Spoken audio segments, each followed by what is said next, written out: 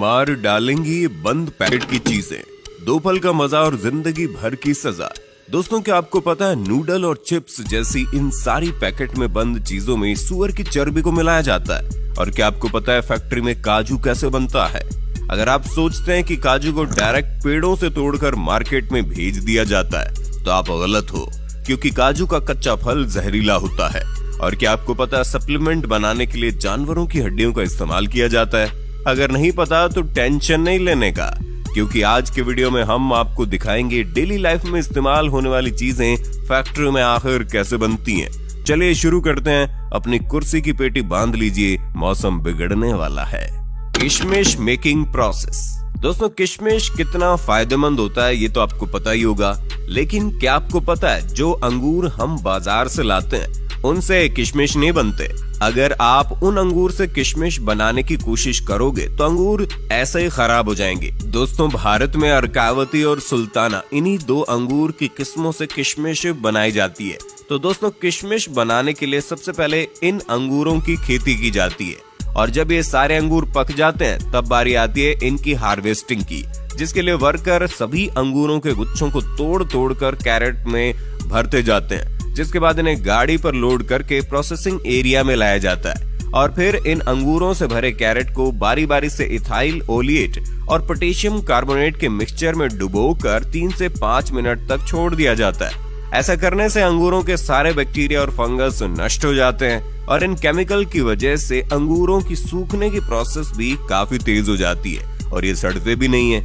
फिर इन अंगूरों को केमिकल में भिगाने के बाद इन्हें सुखाने के लिए एक जालियों का सेट बनाया जाता है, और इन जालियों पर अंगूरों को अच्छी तरह फैला दिया जाता है।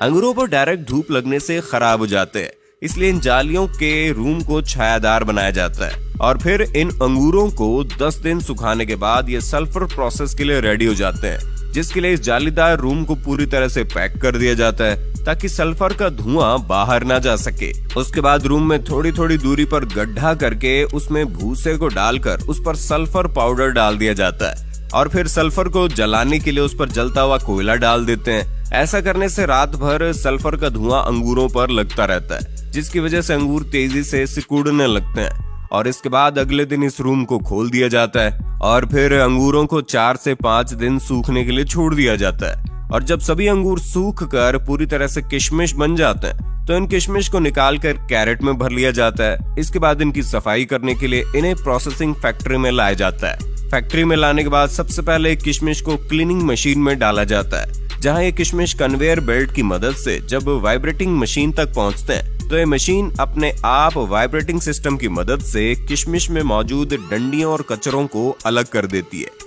और फिर इन अलग हुए किशमिश को वाटर प्रोसेसिंग से गुजारा जाता है ताकि किशमिश पर लगे केमिकल और धूल वगैरह अच्छी तरह से साफ हो जाए। और क्लीनिंग पूरी तरह से कंप्लीट होने के बाद इन गीले गीले किशमिश को ड्रायर मशीन में सुखाया जाता है, और फिर किशमिश सूख जाने के बाद फाइनली इनकी पैकिंग करके इन्हें मार्केट में भेज दिया जाता है। Wine making process. दोस्तों, अब जब बात चली रही है अंगूरों की तो लगे हाथ ये भी देख लेते हैं कि इन्हीं अंगूरों से फैक्ट्री में वाइन आखिर बनती कैसे है। दोस्तों, ग्रेप वाइन के शौकीन लोग दुनिया के कोने कोने में मिल ही जाएंगे, लेकिन क्या आपको पता है जिस एक गिलास वाइन को पीने में आपको कुछ मिनट भी नहीं लगते, असल में उसे बनाने के लिए कितनी मेहनत की जाती है? दरअसल नई अंगूर की खेती के लिए अंगूर की सूखी बेलों का इस्तेमाल किया जाता है, जिसके लिए यहाँ बेस्ट क्वालिटी के अंगूर के पौधों को तैयार किया जाता है। सबसे पहले खेतों से सूखी बेलें इकट्ठी कर ली जाती हैं, उसके बाद उन्हें फैक्ट्री में लाया जाता है और एक ऐसी मशीन में डाला जाता है जिसमें बेल की टहनी के ऊपर से बेकार का झाड़ हटाकर उसे साफ सुथरा करके लंबी लंबी टहनियां बना ली जाती है। अब इन्हें इकट्ठा करके कारीगरों के पास भेज दिया जाता है। कारीगर इन टहनियों को एक सी लंबाई में काटकर इनके गट्ठर बना देते हैं। उसके बाद बारी आती है इनकी सफाई करने की, और इन पर से धूल मिट्टी और बैक्टीरिया को साफ करने के लिए इन्हें एक ऐसे लिक्विड में डाला जाता है जो इन्हें साफ करने के साथ साथ जर्म्स फ्री भी बना देता है। अब काम शुरू होता है कलम बनाने का, यानी कि ग्राफ्टिंग का, जिसके लिए जो सबसे अच्छी क्वालिटी की टहनियां होती हैं उन्हें गांठ वाले हिस्से की तरफ से छोटे छोटे टुकड़ों में काटकर उन्हें उसी घोल में डालकर उनकी भी सफाई कर ली जाती है। उसके बाद एक मशीन की मदद से जिन टहनियों के गट्ठर बनाए थे उन्हें छोटे गांठ वाले टुकड़ों के साथ जोड़कर उनकी ग्राफ्टिंग की जाती है। जिसके लिए खास मशीन का इस्तेमाल किया जाता है। इस मशीन के ऊपर छोटे टुकड़े को फंसाया जाता है और नीचे लंबे टुकड़ों को रखा जाता है, जिसके बाद ये मशीन उस छोटे टुकड़े को लंबे टुकड़ों में फिक्स कर देती है और अब कलम बनकर तैयार हो चुकी है। अब इनमें नमी को बनाए रखने के लिए इन्हें सबसे पहले मोम के घोल में डाला जाता है। उसके बाद इन्हें इकट्ठा करके एक बॉक्स में डालकर ऊपर से लकड़ी का बुरादा डाल दिया जाता है। उसके बाद इनकी तराई की जाती है और महज 15 से 20 दिनों बाद जब इनमें अंकुर फूट जाते हैं और इनकी जड़ें निकल जाती है तो इन्हें उस बॉक्स में से निकालकर खेतों में रोपाई के लिए भेज दिया जाता है, जहाँ पर इनकी बेहतरीन देखभाल की जाती है और एक उम्दा किस्म की वाइन के लिए अंगूरों की फसल तैयार की जाती है। जब ये फसल पूरी तरह से तैयार हो जाती है तो प्रोसेस शुरू होता है वाइन बनाने का। इसके लिए सबसे पहले पके हुए काले अंगूरों को बेलों से तोड़कर इकट्ठा किया जाता है, फिर उन्हें फैक्ट्री में लाकर अच्छे से पानी से धोकर क्रशिंग मशीन में डाल दिया जाता है, जहां से शुरू होता है वाइन बनना। क्रशिंग मशीन में जो मिश्रण तैयार होता है उसमें अंगूर के छिलके और रस दोनों ही मिला हुआ होता है। अब जरूरत है इसमें यीस्ट और न्यूट्रिएंट्स मिलाने की। यीस्ट और न्यूट्रिएंट्स मिलाकर इसे 2-3 दिन के लिए फर्मेंटेशन के लिए छोड़ दिया जाता है। अब इस प्रोसेस के बाद बारी आती है वाइन में अल्कोहल मिलाने की। नॉर्मली वाइन में 15 से 20% अल्कोहल फर्मेंटेशन किया जाता है। उसके बाद बचे हुए अंगूरों को एक प्रेशर मशीन में डालकर 2 टन प्रेशर के साथ प्रेस किया जाता है। उसके बाद वाइन को छानकर एजिंग के प्रोसेस के लिए भेज देते हैं। वाइन एजिंग का प्रोसेस सालों में पूरा होता है, जिसके लिए तैयार वाइन को लकड़ी के बाइनरों में सालों तक स्टोर करते हैं। उसके बाद फाइनली वाइन रेडी हो जाती है और इन्हें पैकिंग करके मार्केट में भेजा जाता है। काजू मेकिंग प्रोसेस। दोस्तों, बच्चे हो या बड़े हो, काजू तो हर किसी को पसंद होता है, लेकिन क्या आपको पता है काजू कैसे बनता है? और अगर आपको ऐसा लगता है कि काजू को पेड़ों से तोड़कर डायरेक्ट मार्केट में भेज दिया जाता है तो आप गलत हो, क्योंकि काजू का कच्चा फल जहरीला होता है, इसलिए इसे प्रोसेस किए बगैर मार्केट में बेचा नहीं जा सकता। दोस्तों, काजू के फलों को कैशू एप्पल कहते हैं, जिसके निचले हिस्से में काजू का बीज होता है और इसी बीज के अंदर काजू होता है और इसके ऊपर वाले हिस्से से शराब बनाई जाती है। तो दोस्तों, इसे प्रोसेस करने के लिए काजू के फलों को पेड़ों से तोड़कर फैक्ट्री में लाया जाता है। फैक्ट्री में सबसे पहले काजू के फलों से काजू के बीजों को अलग किया जाता है और फिर इन बीजों को 3 से 4 दिन तक धूप में सुखाया जाता है। उसके बाद इन सूखे हुए काजू के बीजों को हाई टेम्परेचर स्टीम के जरिए बॉईल किया जाता है। ऐसा करना जरूरी होता है क्योंकि इसके अंदर जहरीला केमिकल होता है जो कि बहुत ही खतरनाक है, स्किन को खराब कर देता है, पूरी तरह से स्किन को जला देता है। और फिर बॉईल करने के बाद काजू के ऊपरी कवर को निकाला जाता है, जिसके लिए मशीनों की मदद ली जाती है, क्योंकि काजू का ऊपरी कवर बहुत हार्ड होता है। उसके ऊपरी कवर को निकालने के बाद काजू के ऊपर एक पतला छिलका मौजूद होता है, जिसे निकालने से पहले इनकी रोस्टिंग की जाती है, क्योंकि कच्चे काजू को पकाना भी जरूरी होते हैं और ऐसा करने से इनमें मौजूद चिपचिपा लिक्विड भी उड़ जाता है। और फिर रोस्टिंग के बाद काजू का पतला छिलका भी निकाल दिया जाता है और फाइनली काजू की सफाई और छटाई करके इन्हें पैक कर दिया जाता है। साबुन मेकिंग प्रोसेस।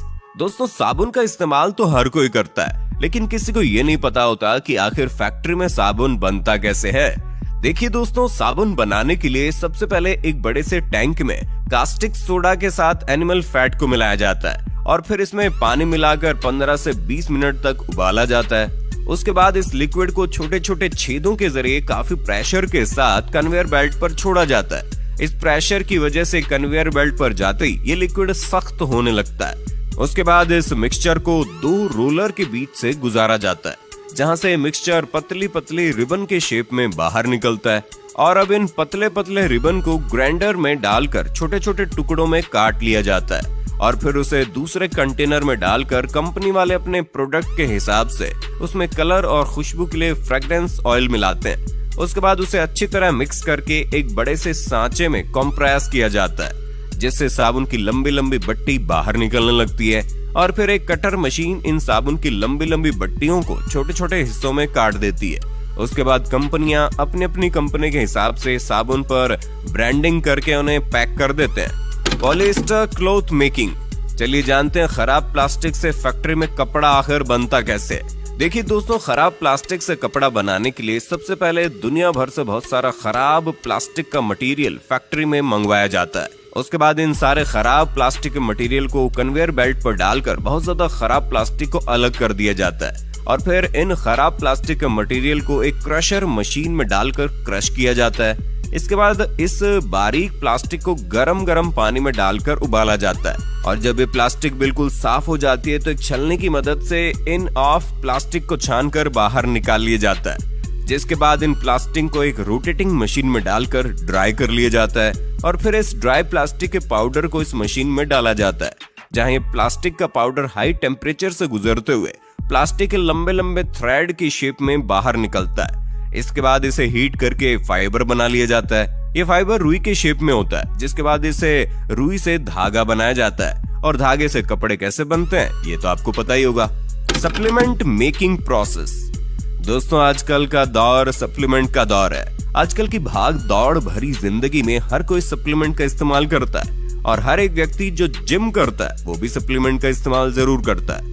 लेकिन क्या कभी आपने सोचा है सप्लीमेंट फैक्ट्री में आखिर बनते कैसे हैं? तो हम आपको बता दें, जितने भी सप्लीमेंट आपको बड़ी तेजी के साथ फुलाकर तगड़ा बनाते हैं ना, उन सभी सप्लीमेंट में ज्यादातर जानवरों की हड्डियों का इस्तेमाल किया जाता है, जिसके लिए जानवरों की हड्डियों को क्रश करके उनका पाउडर बनाया जाता है। लेकिन दोस्तों हर कोई सप्लीमेंट जानवरों की हड्डियों से नहीं बनता। जैसे कि वे प्रोटीन दूध से बनता है, तो दोस्तों वे प्रोटीन बनाने के लिए सबसे पहले बेस्ट क्वालिटी का गाय का दूध काफी बड़े पैमाने पर फैक्ट्री में मंगवाया जाता है।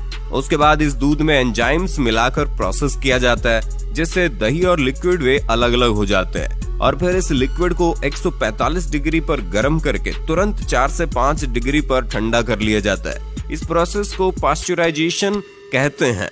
ऐसा करने से इसमें मौजूद सभी बैक्टीरिया नष्ट हो जाते हैं। उसके बाद माइक्रो फिल्ट्रेशन और आयन एक्सचेंज की मदद से वे में मौजूद फैट और लैक्टोज को बाहर निकाल दिया जाता है। इसके बाद जो बचता है वो क्लियर वे प्रोटीन होता है, लेकिन अभी तक ये लिक्विड फॉर्म में, इसलिए इसे एक ड्रायर में डाल दिया जाता है। ड्रायर में लगी हॉट एंड कोल्ड एयर इसका पानी सुखाकर इसे पाउडर बना देती है, जिसके बाद हमें मिलता है 90% वे आइसोलेट पाउडर। अब बारी आती है इनकी टेस्टिंग की और टेस्टिंग में पास होने के बाद इनमें फ्लेवर ऐड किया जाता है। इसके बाद इन पाउडर को डिब्बों में भर के ढक्कन लगा दिया जाता है और फिर अलग अलग कंपनियां अपने अपने कंपनी के हिसाब से लेबल और डिटेल्स लगाकर इन डिब्बों को पैकिंग करके मार्केट में भेज देती है। Chips noodles making. दोस्तों नूडल्स, मैगी, लेज, चिप्स जैसी कई सारी चीजों को बनाने के लिए सुअर की चर्बी का इस्तेमाल किया जाता है। अगर आप इन पैकेट में बंद चीजों को देखेंगे तो इस पर आपको MSG लिखा मिलेगा, जिसका मतलब होता है मोनोसोडियम ग्लूटामेट। दोस्तों ये MSG सुअर की चर्बी से बनता है। जब ये बात तेजी से फैलने लगी तो कई सारे देशों ने MSG को बैन कर दिया, लेकिन उसके बाद ये चालाक कंपनियां MSG की जगह E631 नाम का इस्तेमाल करने लगी। आज कई सारी कंपनी E631 के नाम पर हमें सुअर की चर्बी खिला रही है। तो दोस्तों किसी भी चीज को खाने से पहले आपको पैकेट अच्छी तरह से चेक कर लेना चाहिए। और अगर आज के वीडियो में दी गई ये सारी जानकारी आपको अच्छी लगी हो तो वीडियो को लाइक करके चैनल को सब्सक्राइब कर लीजिए और इस वीडियो को अपनी फैमिली में, अपने दोस्तों में ज्यादा से ज्यादा शेयर करें ताकि ये जानकारी हर किसी को मिल जाए।